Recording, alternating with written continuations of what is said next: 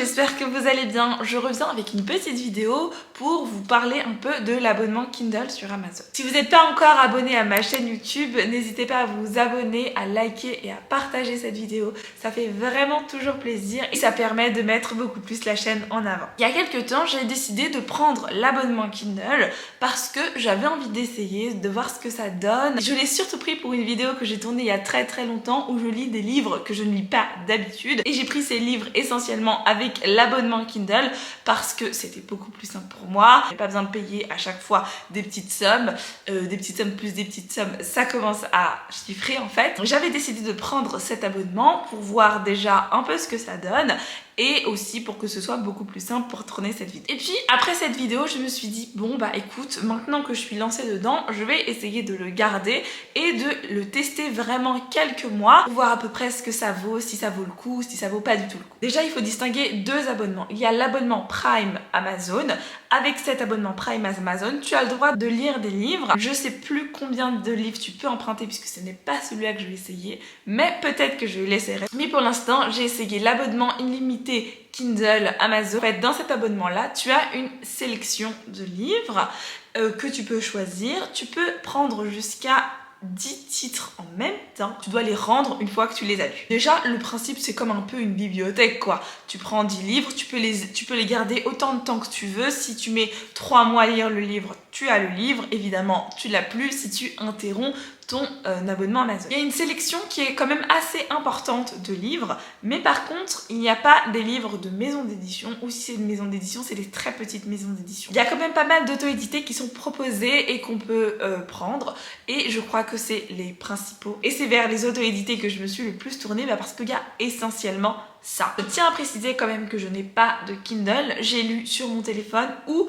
sur ma tablette. Je n'ai jamais lu sur une Kindle puisque je n'en ai pas, et pour le moment, tant que ma liseuse fonctionne, je ne compte pas en acheter et je ne sais pas si j'en achèterai un jour ou si je resterai chez Kobo ou chez une autre liseuse, mais pour l'instant, je reste à lire sur mon téléphone ou ma tablette. Au niveau de la sélection des livres, j'ai trouvé ça qu'il y avait quand même pas mal de livres que je pouvais prendre, pas mal de livres qui m'intéressaient. Après, c'était pas toujours forcément mon genre de lecture préféré puisque j'ai lu quand même beaucoup de romances. J'ai lu des suites que je voulais lire et que c'était sur l'abonnement donc j'ai lu. Et franchement, j'ai plutôt bien lu. On va partir sur une base de 3 mois puisque j'ai interrompu mon abonnement et après je l'ai repris, mais on va partir sur mes 3 premiers mois pour que ce soit beaucoup plus simple. J'ai interrompu mon abonnement uniquement parce que en fait j'avais pas le temps de lire à ce moment-là, donc ça revenait de payer 9,99 € pour lire rien du tout, donc du coup j'ai interrompu mon abonnement et je l'ai repris il y a pas très longtemps, donc ça fait vraiment genre, je crois que je l'ai repris ce mois-ci mon abonnement, donc je vais partir sur les 3 mois où j'ai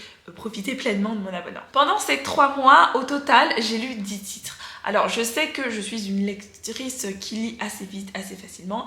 Il y a quand même pas mal de titres qui sont très courts, très rapides à lire parce que du coup c'était pour ma vidéo et donc ça franchement je l'ai lu hyper rapidement. Mais aussi il y a des livres qui m'ont pris un peu plus de temps et qui étaient un peu plus conséquents à lire. J'ai pris mon petit carnet pour bien me souvenir et bien noter les prix. Donc en fait les livres que j'ai pris étaient entre 5,99 € et 0,99 €. Donc c'était une fourchette assez large, il y a vraiment de tout, il y a du 3,99 €, du 2,99 €. Par contre, quand je prenais le livre, je ne faisais pas du tout attention au prix, mais là, je vous parle en termes de prix parce que est-ce que c'est rentable, est-ce que ça vaut le coup, bref.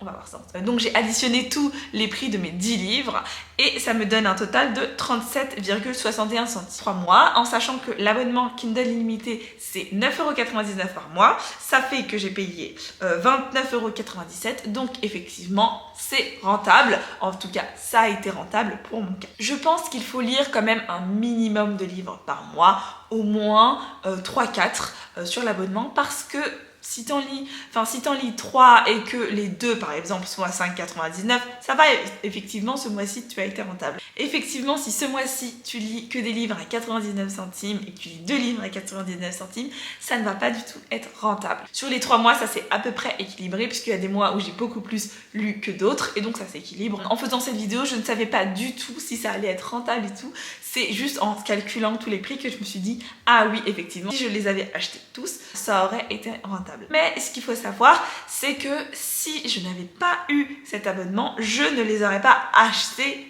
notamment tous les livres, je n'aurais pas acheté tous les livres que j'ai lus. Il y a notamment des livres que j'ai pris uniquement pour faire une vidéo, mais aussi il y a des livres que j'ai découverts grâce à l'abonnement et que je me suis prise d'affection pour ces livres et je me suis dit j'ai adoré et j'ai lu presque tous les tomes, enfin 2 tomes sur 3, donc j'ai lu plus de tomes qu'il n'y en a. Donc effectivement, si je n'avais pas pris l'abonnement Kindle, je n'aurais pas lu ces livres, je n'aurais même pas dépensé 29,97 parce qu'en fait j'aurais sûrement pas lu les livres qu'il y a sur cette plateforme. En ce qui concerne cette plateforme, j'ai trouvé ça assez sympa. Bien que je ne puisse lire uniquement sur mon téléphone ou sur la tablette, parfois je pensais pas en fait que j'avais des livres en cours, puisque sur mon téléphone, j'y vais pas forcément pour lire, j'y vais pour parler à des gens, appeler, bref, tout ce que tu fais avec ton téléphone, mais pas forcément pour lire. Du coup, j'y pensais pas tout le temps, mais c'était pratique, par exemple, quand j'avais oublié mon livre, quand j'avais une pause et que j'avais pas pris de livre avec moi, quand c'était le soir tard et que j'avais mon téléphone et que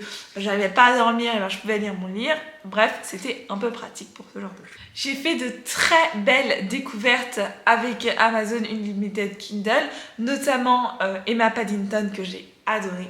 J'ai lu que les 2 tomes, il me manque le 3e tome, mais c'était vraiment une excellente découverte. Je vous en ai parlé dans, je crois que j'ai fait un article et une vidéo à ce sujet. C'était vraiment excellent, j'ai adoré, j'ai passé un très bon moment en sa compagnie. J'ai aussi pu découvrir des petites romances de Noël, notamment Mon cœur sur la Tamise que j'ai adoré, c'était vraiment une très bonne lecture. Ou encore lire des suites de séries que je n'avais pas lues encore, notamment la série des aventures de Ravinger et Ward. C'est un tome un peu qui peut se lire, un tout petit tome qui peut se lire indépendamment de toute la série. C'est Le Tonte abandonné que j'ai adoré. Et en fait, tout ça accumulé, ça m'a fait pas mal de bonnes lectures et j'étais plutôt contente. Il y a aussi quelques livres que j'ai lus au début, tout ça, et que finalement ça ne me plaisait pas et j'ai abandonné. Et par contre, je n'ai pas compté ces livres comme des livres lus. J'estimais que j'avais lu que, je sais pas, 50 pages, donc du coup j'ai lu 50 pages, ça me plaisait pas, j'abandonnais. J'ai pas compté ces livres-là dans les livres que j'ai lus. Les livres que j'ai comptés,